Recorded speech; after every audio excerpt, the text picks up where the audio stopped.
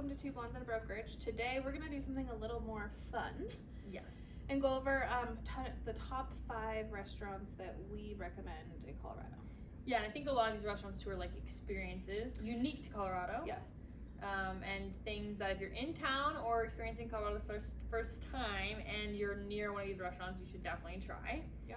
The first one is not reopened yet, but Close. everyone knows the old Casa Bonita and how it had the cliff divers and the food was absolutely trash. Yes.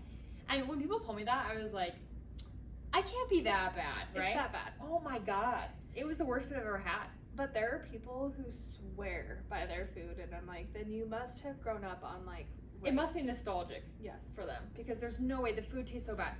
And the other, their sopapillas aren't terrible, but like how bad can you mess up a sopapilla? Yeah, The cliff diving was cool though. It was. The cool part about all of the new updated stuff is, so the creators of South Park are the ones who purchased it.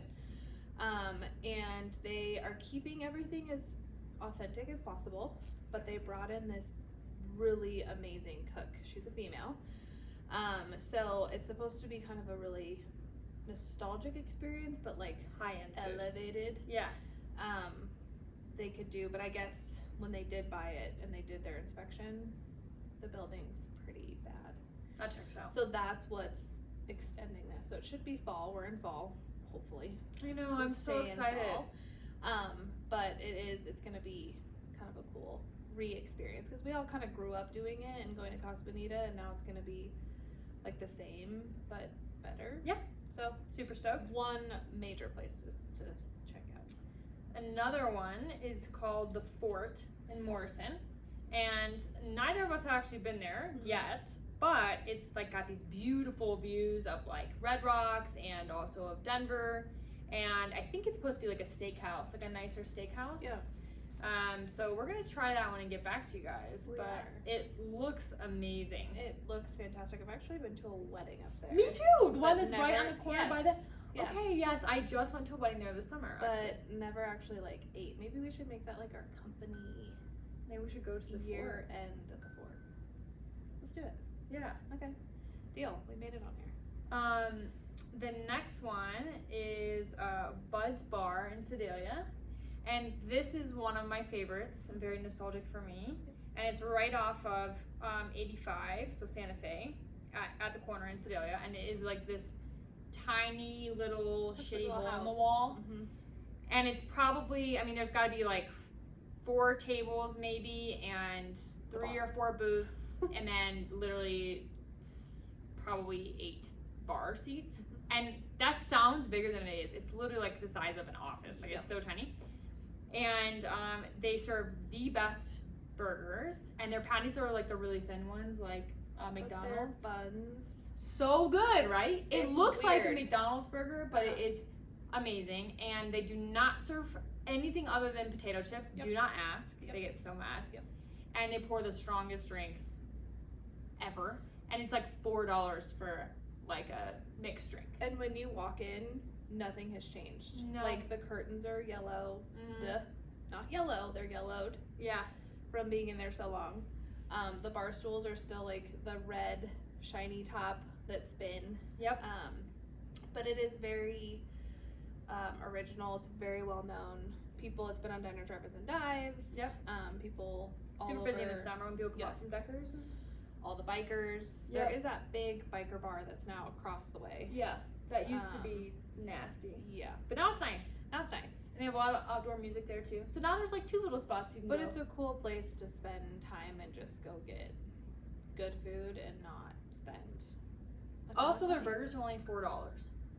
I think they're $4.25 now. When I was going to Bud's, they were $3.75 for a burger. Isn't that crazy? Oh, and if you do go, they only take cash. Yes, cash is key. So you can't bring, and they do have an No ATM credit at the gas station across the street, but not one close. And you will pay a fee.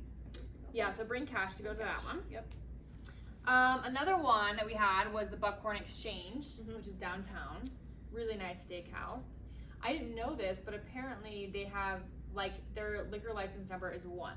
They were the first liquor license I've heard in that. I didn't know state. that. It would to be true. Yeah. I've been a few times. We've stopped. We'll take like the light rail down to a game or something, and it's kind of like a hidden gem because it's not anything to look at from the outside. And Yeah. then you go inside and it's just, again, this experience, but it's so well known throughout the state. So. Is it like a steakhouse? Like, what is your favorite meal there? I think the last time I love prime rib, and prime rib was on the menu. They do like certain specialties throughout, like Thursday, Friday, Saturday, but it's a really cool place, and there's a lot of history inside of the building. So good to know. Yep. We'll have to add that to our list too. Yep. Bojo's, obviously. The pizza place. Yep. And I think the first one was in Idaho Springs, wasn't it? Or no? That was the original. Okay, yeah. Yes. Which is still the best one, I feel like. I 100% agree. I grew up. There used to be that one on Colorado. I don't think it's there anymore. I don't think it is either. And I have seen the commercials kind of go away. Yeah. Like Peyton Manning, all the Broncos used to kind of be sponsored for Bojo's Pizza. Yeah. It's kind of slowed, but it is still in Idaho Springs. I mean, one of the top places to stop through anytime you're in Colorado. Yep. So. And there's lots of good restaurants over there, actually. There are, and it's up and coming. I mean, big tourist area. It's a really cool place to stop through. Yeah. So keep that one in mind. Yep. One of our others was Shanahan's. Yes. And that one's a really good steakhouse. It is. It seems like it's a chain, but it's not. I mean, yeah. Shanahan, Big Bronco. Right. You know, that's a huge staple out here. So it's got a really good Sunday brunch, believe it or not. I've actually had their brunch there one time. Yeah. Oh wait, no, that was at Elway's. Elway's? Yeah. I haven't had Shanahan's. Shanahan's, it's pretty epic. I mean, Is you it? can do like unlimited Bloody Marys. You can do the unlimited, and then for their champagne, because I'm a champagne lover, they bring it in like this fancy pitcher. Ooh. And if you just want a little bit of OJ, they bring you a little bit of OJ. Like you can customize it to whatever you want. It's like $37, but it's totally worth it. I think that's 100% worth it. Is the only Shanahan's the one in DTC, or is there? I think there's one downtown now. There's one for sure right over here by us in DTC, but I do think there is one downtown. It might be Elway's, but Yeah, I don't know. I think there is one downtown. I took Mike there for his birthday. Yes. Yeah. There's one downtown. Okay. Yep. Is that the one that has the rooftop? That's Elway's. Oh yeah. Okay. They're both amazing. Yeah, they are both. Try good. them both. Both good. Try them both. And then something else to mention, I don't think it would make our like top list or anything, but Illegal Pete's and Chipotle both originated here. Yep, which is really cool. Yeah, and people go crazy over Illegal Pete's. It's not my favorite, but I am gonna say this on our podcast, but I've never had Illegal Pete's, and I am a Colorado native, so I'll have to try it and let you know. I'll report back. posted. Whether you like that, or I think it does have like better options than Chipotle, like more. It's not just like a burrito or a salad. Or What I love about just out here is people don't think about Colorado and Mexican food, but for some reason we have bomb ass Mexican food Yeah, here. we do. Like La Loma, which Really are good green kind chili. of smaller. They're chains, but they're like smaller chains, but like Lostos, Portillos.